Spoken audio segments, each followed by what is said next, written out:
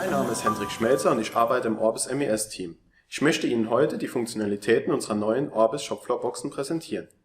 Zuerst starte ich mit Box S. Hier zeige ich Ihnen zuerst die Arbeitsplatzauswahl, über die wir zur Schichtanmeldung und schließlich zur Statusübersicht des Orbis Statusschemas gelangen. Hier werde ich vorführen, wie man eine Teilrückmeldung durchführt und Ihnen zeigen, wie bisher rückgemeldete Mengen wieder storniert werden können. All diese Vorgänge laufen in das Echtzeitreporting im SAP-System ein, welches wir zusammen an einer OEE betrachten werden.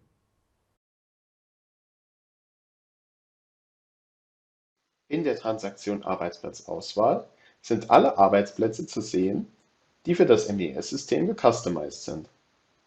Ebenfalls werden die aktiven Status der einzelnen Arbeitsplätze angezeigt. Die Transaktion bietet dem Werker die Möglichkeit, sich an einem bestimmten Arbeitsplatz anzumelden. Dazu kann er entweder den Arbeitsplatz aktiv anklicken bzw. das Suchfeld nutzen. Hat der Werker sich an einem bestimmten Arbeitsplatz angemeldet, muss er sich nun einer Schicht zuordnen. Dazu wählt er das Datum und die Schicht aus und bestätigt dies durch den Plus-Button. Diese Zuordnung ist nun auf dem Bildschirm zu sehen und kann entweder durch den Minus-Button wieder gelöscht werden oder bestätigt werden und man kann in das Arbeitsplatzmenü einsteigen.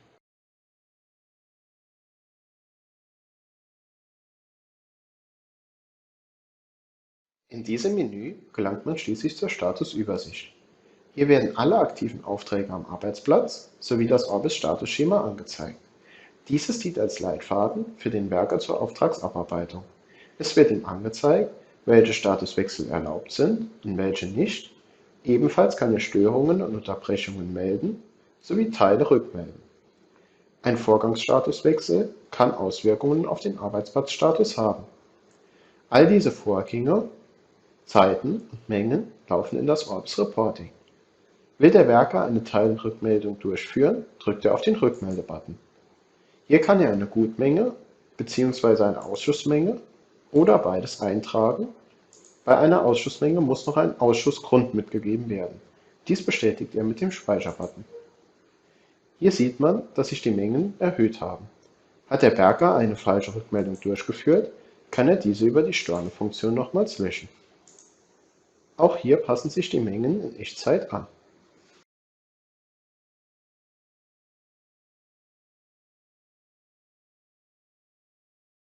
In unserem Orbis Echtzeit-Reporting werden alle Ist- sowie Sollzeiten arbeitsplatz- bzw. schichtbezogen angezeigt. Ebenfalls sind hier die Gesamtmenge sowie die bisher gemeldete Gut- und Ausschussmenge zu finden.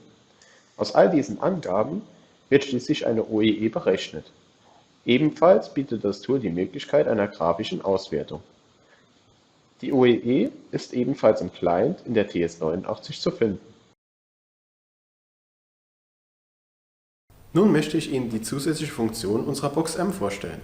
Hierzu starte ich nochmal in der Statusübersicht, von der aus jetzt weitere Features genutzt werden können. Neben der Mehrmaschinenbedienung möchte ich Ihnen die Dokumentenanzeige sowie das Maschinen- und Auftragslogbuch vorführen. Was passiert, wenn Sie die Mitarbeiterqualifikation in Ihrem SAP-System nutzen, möchte ich Ihnen an der eingeschränkten Berechtigung vorführen.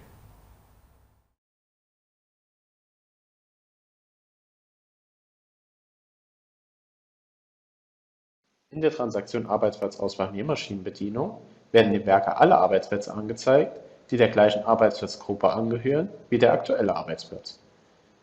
Es besteht hier die Möglichkeit für den Werker, sich dem gewünschten Arbeitsplatz anzumelden und zu arbeiten bzw. wieder abzumelden. Hat der Werker sich an mehreren Arbeitsplätzen angemeldet, werden die Personalzeiten gleichmäßig auf die angemeldeten Arbeitsplätze verteilt.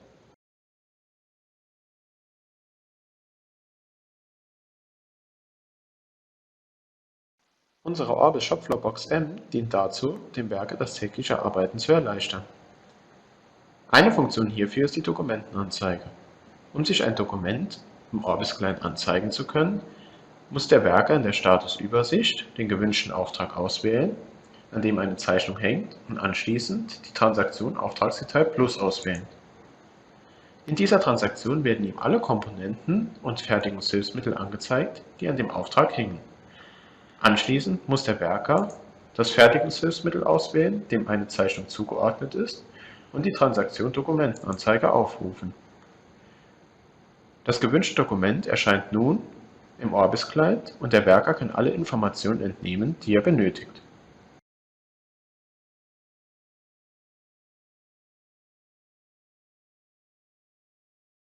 Die Orbis Shopfloor-Box M bietet ebenfalls die Möglichkeit, maschinen- und auftragsbezogen Nachrichten zu hinterlegen und zu empfangen.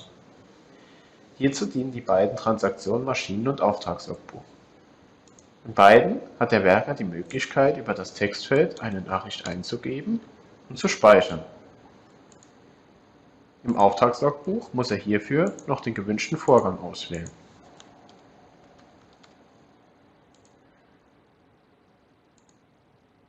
Somit lassen sich schichtübergreifend sowie auftrags- und vorgangsübergreifend Nachrichten hinterlegen.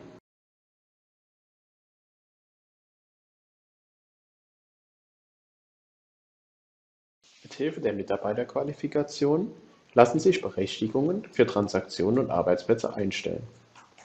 Dies zeige ich an einem Beispiel am Arbeitsplatz MESM. Hierfür habe ich aktuell keine Berechtigung. In diesem Fall kann ich entweder eine Freischaltung beantragen bzw. mich mittels eines Key-Users freischalten lassen.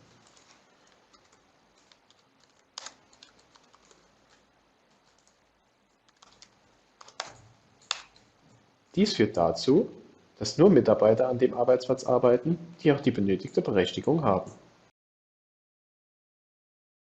Anschließend gebe ich Ihnen einen Einblick in die Integration der Intralogistik, die mit der Box L erreicht wird.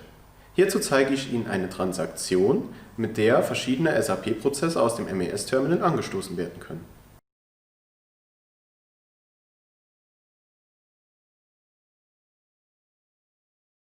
Zusätzlich zu den Funktionen der beiden Boxen S und M beinhaltet die Box L die Möglichkeit der Integration von WM bzw. EWM. Eine Variante dieser Integration im MES-System ist die Transaktion TSL1. In dieser Transaktion besteht für den Werker die Möglichkeit, alle Materialien, die an dem Auftrag hängen, abzurufen.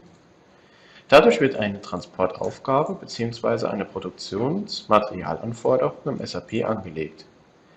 In dieser Transaktion besteht für den Werker die Möglichkeit, händisch eine Menge einzutragen bzw. Vorschlagswerte zu verwenden.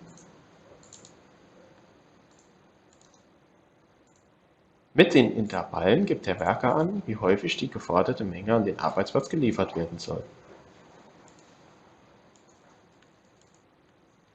Ebenfalls ist es möglich, ein Plandatum bzw. eine Planuhrzeit anzugeben.